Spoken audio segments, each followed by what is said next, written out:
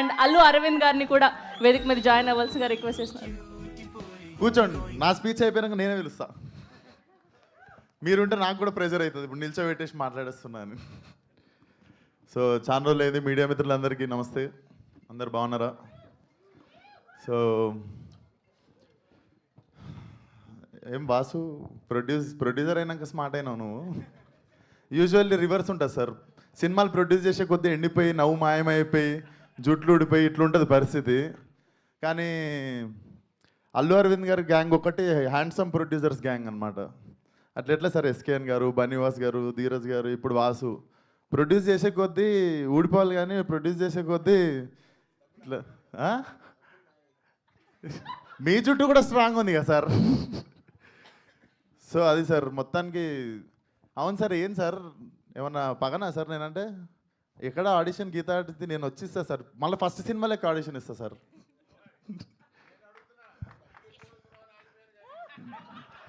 డబ్బులు ఎక్కువ అడుగుతున్న విశ్వక్సేన్ తమ్నైల్ వచ్చేసింది. మీకేం తక్కువన్నాయి సార్, థియేటర్ మీదే, సీటు మీద కూర్చున్న సీటు కూడా మీదే. ఆడ పంచాలి సార్, నాలాంటి వాళ్ళకి మంచితే మంచిగా ఉంటుంది industry. So jokes apart, Vasu. So firstly Vasu, ఇందాక నేను చెప్పాలనుకుంది ధీరజ్ గారు చెప్పారు.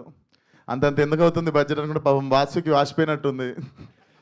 But still you're looking very strong. I think cinema బాగుంది కాబట్టి it's making you stand.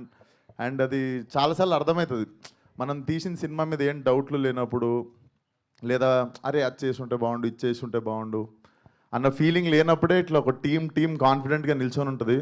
So all the best to the whole team. And hero Harshit definitely very very honest guy. And మా దిల్షునార్ నుండి వస్తుండు. సో నెక్స్ట్ దిల్షునార్లోకి industry పెడుతున్నాం sir. Studio కావాలంటే మీకు అక్కడ ల్యాండ్ ఉంది నాది. దిల్షునార్లో ఒక స్టూడియో పెడతా అంటే మా ల్యాండ్ ఉంది, డన్. సో దిల్షునార్ నుండి వస్తున్న యాక్టర్స్ ఇద్దరు ఉన్నారు. మా దిల్షునార్ నుండి అండ్ తెలంగాణ నుండి వస్తున్న మా actors. So all the best. And నేను హర్షిత్ని ఈవినింగ్ అట్లా మా ఫ్రెండ్స్తో గ్యాదరింగ్ ఒక దగ్గరికి వెళ్తే అక్కడ దూరంలో దివానాగా తిరుగుతుండే. సో నాకు ఇప్పుడు అర్థమవుతుంది, నువ్వు మీ సినిమా మోడ్లోనే తిరుగుతుండు బయట కూడా సాయంత్రం అయితే. సో అదే మోడ్లో నేను ఇంటికి తీసుకెళ్ళిపోయాను ఆ రోజు. పోతే అన్న దివానా సినిమా వేసిన రా అంటే నేను వస్తారా అని చెప్పినుండే. సో ఉత్తిగా లేదురా, నేను నిజంగానే వస్తానని చెప్పినుండే ఆ రోజు. వాసు నువ్వు పిలవకుండా వీడు ఒక మెసేజ్ పెట్టినా వచ్చేస్తుండే నేను. అండ్ శ్రీకాంత్ అన్న, your honesty in the film is seen on screen. So definitely నువ్వు మీ నాన్న వెళ్ళిపోయిన తర్వాత ఇది జరిగిందని అసలు ఫీల్ కాకు. ఐ థింక్ ఎతికితే మీ నాన్న సినిమాలోనే దొరికిపోతాడు. I can sense that in your honesty.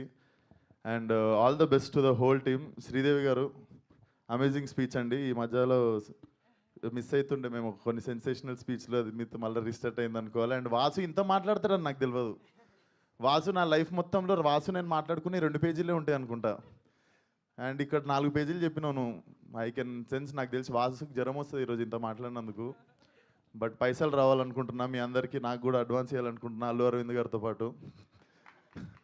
And అందరితో పాటు ఇప్పుడు నాకు అడ్వాన్స్ ఇచ్చిన ప్రొడ్యూసర్ గురించి మాట్లాడుతున్నా, ధీరజ్ గారు. చూడండి సార్, మీ శిష్యులు ఇస్తున్నారు సార్ నాకు advance. So Deewana should be a blockbuster definitely. Harshit జర లవర్ బాయ్లో కరువు అవుతుంది అంటే నేను కూడా మెల్ల స్మార్ట్ అయినా, నువ్వు కూడా వచ్చేసినావు. సో యూ కెన్ సీ కొంచెం లవర్ బాయ్స్ దగ్గరని చెప్పి అనుకుంటుంటే ఇప్పుడు గర్ల్స్ అందరికీ హర్షిత్ వస్తున్నాడు ఇప్పుడు. So all the best to the whole team. And Eshwar garu అద్భుతమైన మ్యూజిక్ ఇచ్చారు. 40 స్పీకర్ల కాన్సెప్ట్ చాలా బాగుంది సార్. నేను కూడా ఎప్పుడన్నా మీకు పెడతాను 40 స్పీకర్లకు పని. And Krishna master, how are you? Super. And Vamsi Pachipulusu మన DOP bro, thank you so much. నాకు కుదరలేదు, నాకు కూడా చాలాసార్లు హెల్ప్ చేసిండు. Thank you brother. రాకీకి కావచ్చు, ఈ always use to like 1 call away వచ్చి హెల్ప్ చేస్తుండే. Thank you Vamsi. And thank you మీరు అసలు మీకు చిన్న సినిమా పెద్ద సినిమా ఆ సినిమా ఈ సినిమా ఏం లేదు, ప్రతి సినిమాని జబర్దస్త్ ప్రమోట్ చేస్తారు.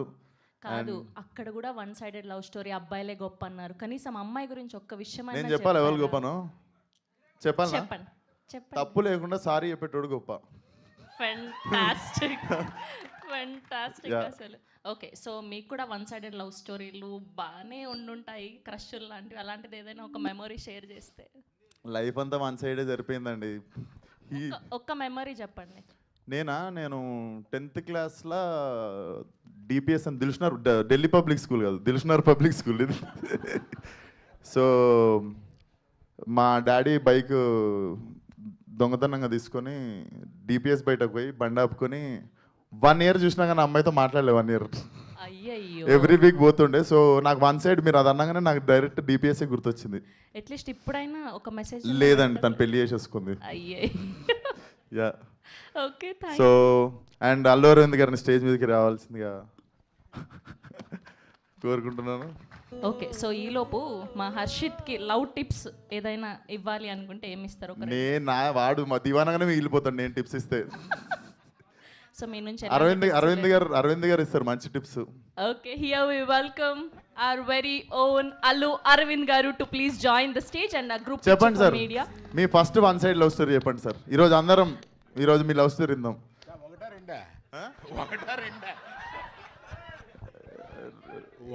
రెండోది ఇప్పటికి స్విచ్ ఆన్ ఉందా సార్? వన్ సైడ్ అన్న తర్వాత ఎన్నన్నా ఉంటాయి. ఇప్పుడు ఒకటేనా సార్? ఇప్పుడు ఒకటే, సారీ. పర్లేదు, నా వయసుని బట్టి అడుగుతున్నాం అనుకోవట్లాగా. అంతే కదా సార్, మనం యూత్. ఇవాళ ఏముందా, ఇవాళ లవ్ బిగిన్ అవుద్ది. 2 జనం లేని సినిమాలకి వెళ్ళి, అంటే ఎక్కువ హిట్ కానీ కార్నర్ సీట్లో కూర్చొని ఆ తర్వాత 2 షాపింగ్లకి వెళ్ళి ఇవాళ లవ్ ఓయోలో ఎండ్ అవుతుంది. అంటే ఏంటి సార్, నాకు తెలియదు. ఇంత అరుస్తున్నారంటే తెలియలేదు. అంటే ఏంట్రా? ఒక గ్రూప్ పిక్చర్.